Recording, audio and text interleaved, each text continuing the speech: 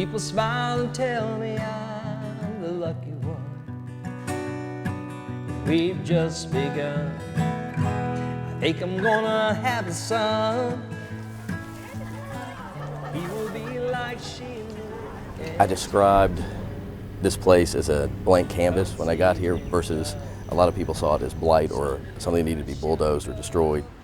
And I thought it had a lot of opportunity. And perhaps that is the creative or the artistic side of me, looking at something and saying, hey, there's opportunity here to make something special. We were at the farmer's market right outside one morning, and there was a sign in the window here that said for sale. And David said, well, there's your place. And so I thought, no, and it was really in bad shape. Bad shape, a building built in the 20s. You know, one building got fixed and then another one, and then of course we've been fortunate about getting grants for a great library down there, and artisan centers, you know, got some tobacco money, so that's fortunate for Glade. We have some really neat little stores up here now, and we have the Fiddlehead Junction, which has, you know, all kinds of local arts and crafts. Tracy and her mom own that. She has great ideas and inspiration and can sort of see the vision on down the road. These are kids from the leadership program, which is part of the Emory and Henry Summer Scholars Leadership Institute program. These are rising 10th, 11th, and 12th graders. They are working to help create a patio space here behind the Fiddlehead Junction building. So this space behind us will be a patio space with walkways and a stage and tables and chairs and flower beds, and they are doing the initial phase of it. We have a section of Fiddlehead Junction is actually the original store. We started about 3 years ago, and it's an arts and crafts consignment shop, and it runs the gamut from the simplest craft to fine arts. We don't just enjoy having a shop and running a store. The best part about it is the people that we get to meet. There are all sorts of different types of people in the community that come in, the artisans and craftspeople themselves, and the buyers as well. So we enjoy that element of relationship, I guess. My husband and I both love music, and we do perform and sing out a lot. And we know that there's really not a lot to do in Glade Spring, and we felt like that if we had a coffee shop, that we could have a place where people could gather and just be together and have fun in a family-friendly atmosphere. Head up to a bunch of nothing if I'm not still in your heart. We have a lot of friends who are musicians, and we know how people are always looking for a place to play, so we thought it would be something we could really do for the community. One of our goals is that people will really have a pleasant experience, and the food we have here, we sort of joke and say it's comfort food, but it really is. It's just simple. We want it to be very good, and we want it to be affordable so that this can be a place that anyone can afford to come. The roots of literature in Southern Appalachia are oral stories. It's storytelling. It's learning about the people around you and the community that you come from, and talking about it and thinking about it in authentic ways. And so I wanted my students to not just read about it, but experience it. And so I sent the students out to their extended Emory and Henry family over to Glade Spring, and they interviewed community members who wanted to tell their stories of growing up in Glade or of living in Glade. And so the students interviewed, transcribed, wrote papers about, and really got involved in what Appalachian literature really tries to capture. It's the story of a people.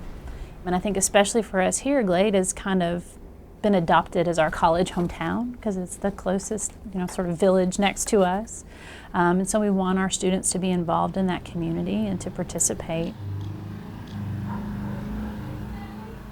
Script writing class took our histories and created small plays.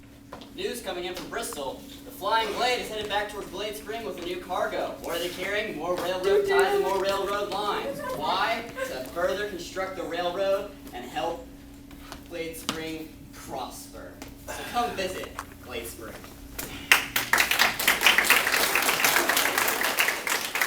Then took them into the middle school, had the drama students put on plays based on oral histories of the older people in their community for their parents and for the community at an evening presentation. With their arms full, they went and sat down to see the movie. Hey buddy, how are you? You alright? Yeah, doing all right. I enjoy people a lot. A lot of people here are really good people, old-time type beliefs, and they're really genuine, most people around here. Political Dogs was an idea that I had, and it really wanted to do something here in town and again create some more opportunity, have a place for people to eat. We were lacking a really good hot dog place. I'm in politics, I enjoy politics, so I thought I'd put together a hot dog stand that was bipartisan, so we make fun of politics and serve some good food to the public.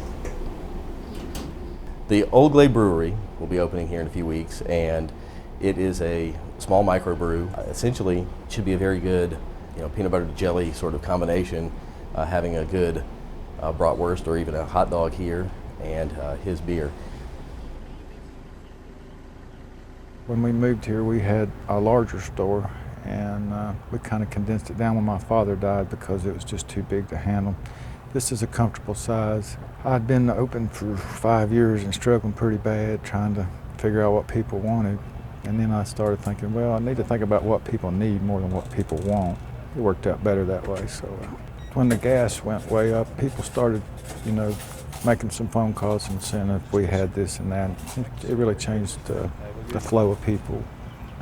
And then, every store that comes in just adds a little bit of uniqueness to it in different ways. And then I think the farmers market had a big impact.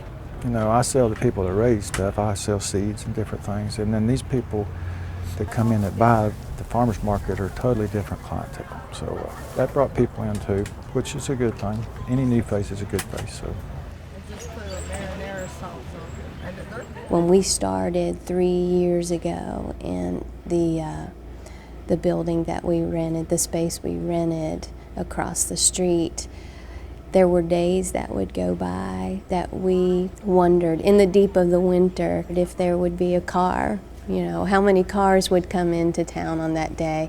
Now we have to park a ways away just to allow the people coming into town for whatever reason to have somewhere to park. So it's happening quickly.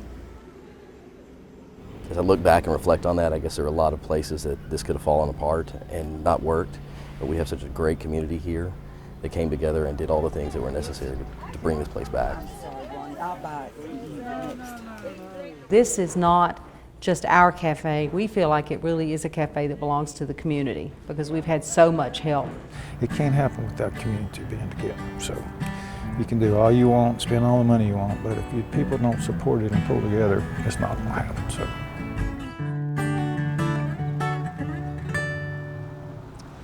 And we're warming up, right?